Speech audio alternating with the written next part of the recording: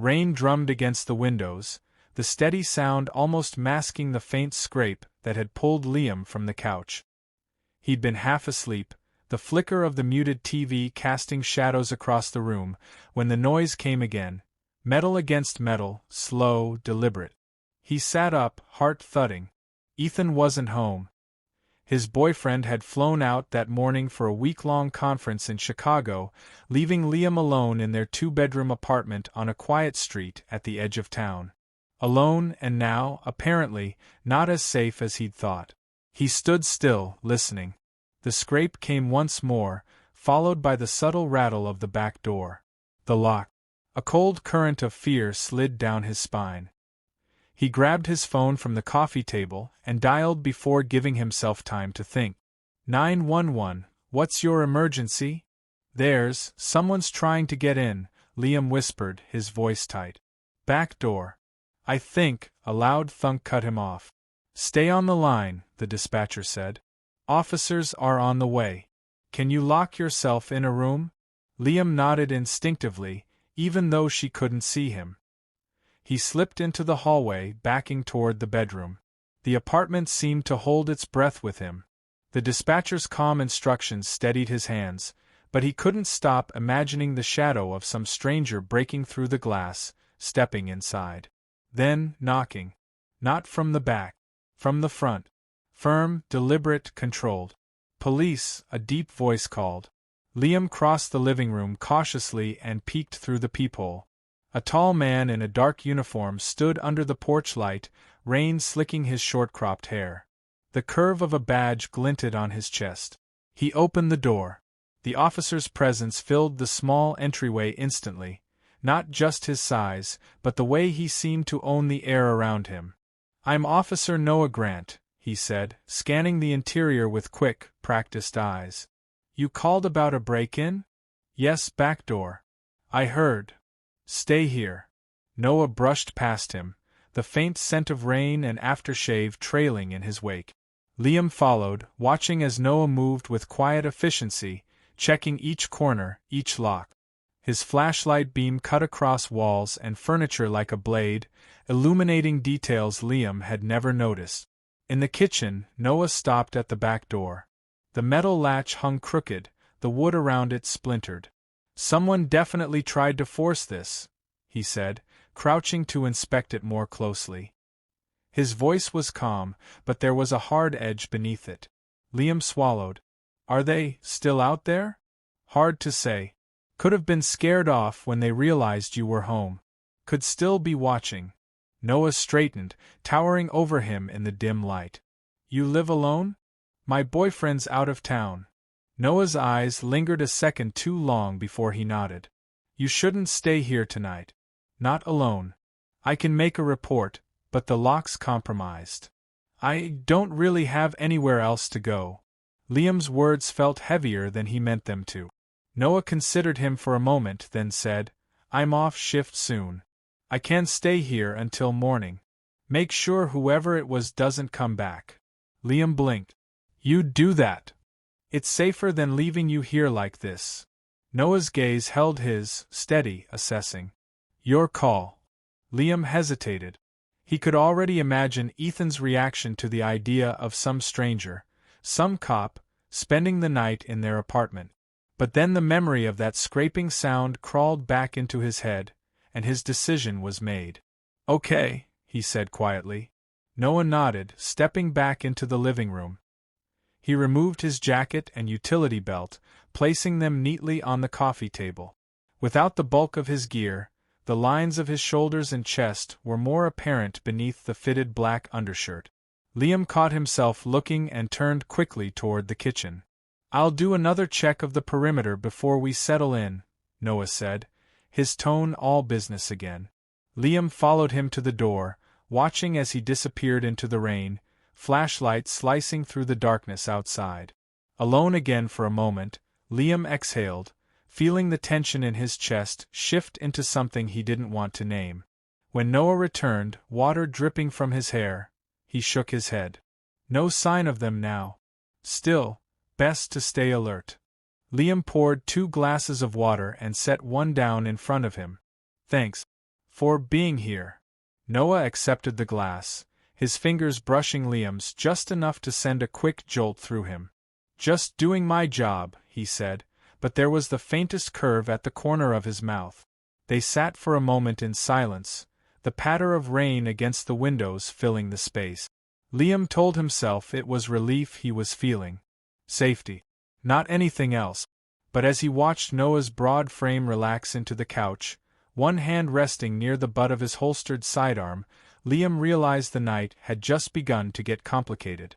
The apartment felt smaller with Noah in it. Not cramped, just occupied in a way Liam wasn't used to. The uniform still carried authority even with his jacket draped over the arm of the couch. His undershirt clung faintly to him, damp from the rain, the faint scent of leather and soap hanging in the air. Liam tried to distract himself by checking his phone. Ethan had texted, "Flight landed. Long day. Miss you." He typed a quick "miss you too," then set the phone face down on the counter, out of Noah's line of sight. "Mind if I turn the TV on?" "Just low volume," Noah asked. "Go ahead." Liam flicked through channels until some late-night documentary filled the silence.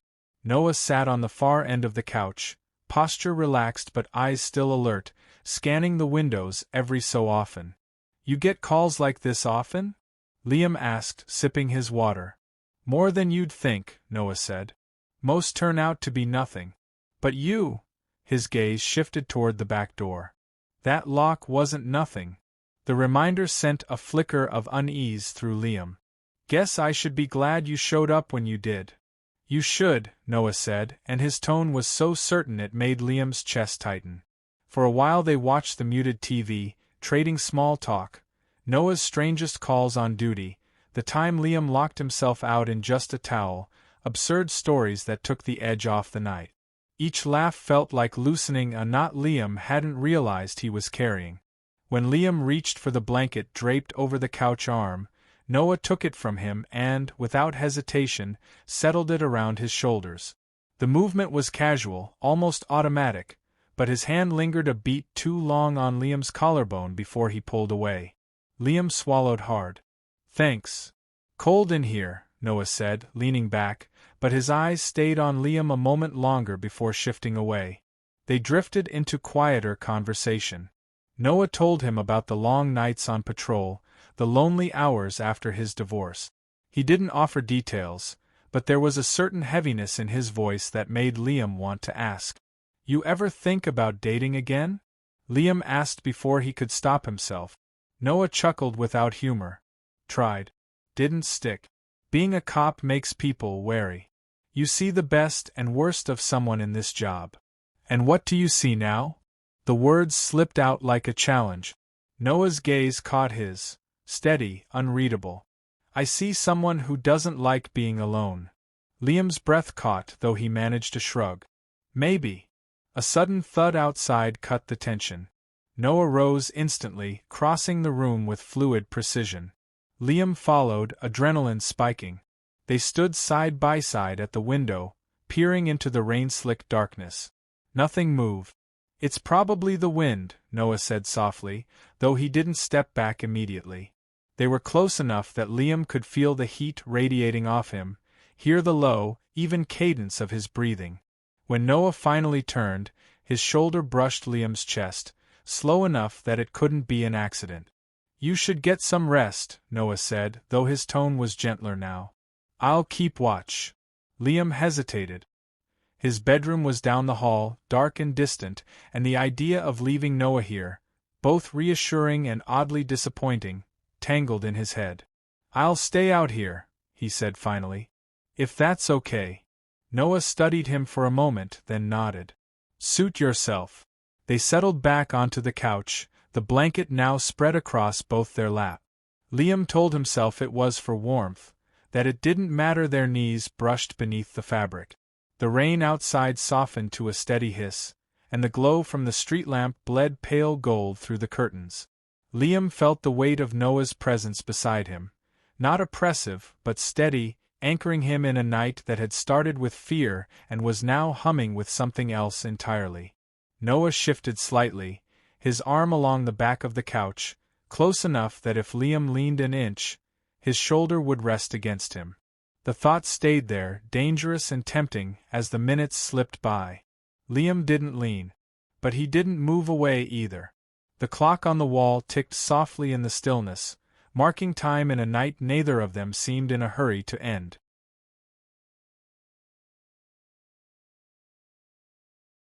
The apartment had gone still. The documentary on TV had ended, leaving only the low hum of the heater and the rain's softened patter outside. Liam shifted under the blanket, realizing how close their knees had drawn beneath it. Noah was still awake, his gaze drifting between the curtained window and the muted clock on the wall. The lamplight caught on the angles of his face, on the faint sheen of dampness in his hair. "You're not tired?" Liam asked quietly. "Not yet. I'm used to nights like this," Noah said, turning to meet his eyes. "You! I don't think I could sleep even if I tried." Liam gave a faint laugh, but it was thin, nervous. Noah's mouth curved, just slightly. "Then we're in the same place."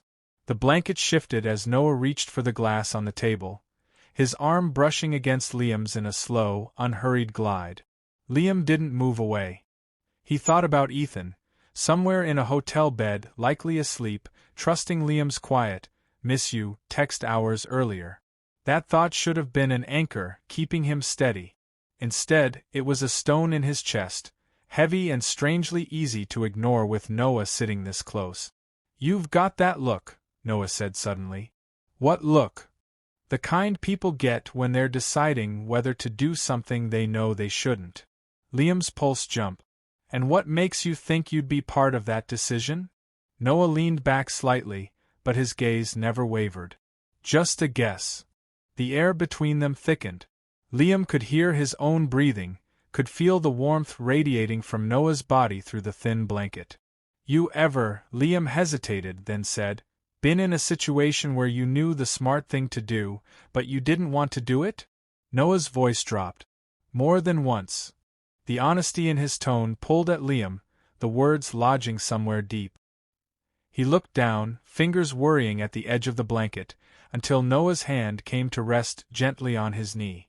It wasn't a grab, just a touch, steady, deliberate, and far too intimate for two men who'd met only hours ago. Liam's breath caught, but he didn't move. Noah's thumb brushed in a slow arc. "Tell me to stop." Liam met his eyes. "I can't." The first kiss was tentative, almost testing. Liam felt the roughness of Noah's jaw, the taste of rain still clinging faintly to his lips. When Noah deepened it, Liam's hand found the back of his neck without thinking. The blanket slipped to the floor as they shifted closer. Liam's mind flickered with Ethan's face, with the thought of what this meant, but the weight of Noah's body, the steady pressure of his mouth, burned those thoughts to embers. Noah pulled back just enough to search his face. "You sure?" Liam's answer was a kiss that left no doubt. They moved without hurry but with intent, each touch deliberate, almost reverent. Noah's hands were firm, grounding, exploring in a way that made Liam's pulse race. The apartment, the rain, the earlier fear of the break-in, all of it blurred until there was only this.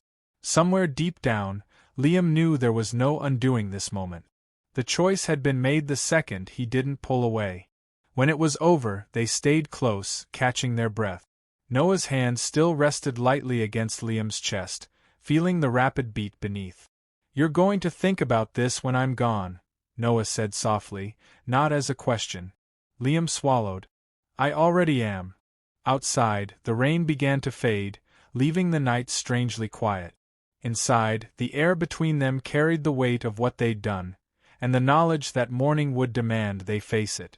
The pale light of dawn crept through the curtains, casting long, muted stripes across the living room. Liam woke to the faint sound of pages turning. Noah sat in the armchair, already dressed in his uniform again, a small notepad resting on his knee. He looked almost exactly as he had when he'd arrived, calm, composed, but there was an unspoken shift in the air between them, as if the night had left fingerprints neither of them could wash away. "Morning," Noah said, his voice even. "Morning." Liam's own voice came out rough, still tangled with the haze of sleep. He pulled the blanket tighter around himself, more for the illusion of distance than warmth. Noah scribbled something in his pad, then set the pen down. "I'll file the report as no further incident. No need to mention anything else." Liam nodded, throat dry. The words should have been a relief, but they carried the weight of a secret already too heavy to hold. On the coffee table, his phone buzzed. Ethan's name lit up the screen. Liam didn't answer. "He checking in?" Noah asked, his eyes flicking toward the phone. Liam hesitated. "Yeah. He's coming home early." There was a pause, then Noah rose, slipping the notepad into his jacket. He crossed the room with measured steps, stopping just short of the couch. "You're safe now. But if you ever feel unsafe again..." He reached into his pocket and pulled out a business card, holding it between two fingers. Liam took it, their fingertips brushing in a way that was far from accidental. The card felt heavier than it should have, the weight of what it implied sinking into his palm. Noah's gaze held his for a moment longer than necessary. Then he stepped back, reaching for the door. "You know where to find me," he said, and there was something in his tone, part warning, part invitation, that left Liam rooted to the spot. The door closed behind him with a soft click, and the apartment felt different again, not the tense, uncertain quiet of last night, but the echoing stillness that follows a choice you can't undo. Liam sat there, staring at the card, until the buzz of his phone broke the silence again. He glanced at it, Ethan calling this time, and pressed the screen to silence it. His gaze drifted to the back door, where the broken lock still hung crooked. A reminder of why Noah had been here in the first place, and why he'd stayed. The air still carried the faint scent of rain and something else, something distinctly Noah, that refused to fade. Liam closed his eyes, letting it linger for a moment longer, knowing it would stay with him long after Ethan returned. When he opened them again, the morning light was brighter, sharper. He stood, the card still in his hand, and placed it in the top drawer of the coffee table.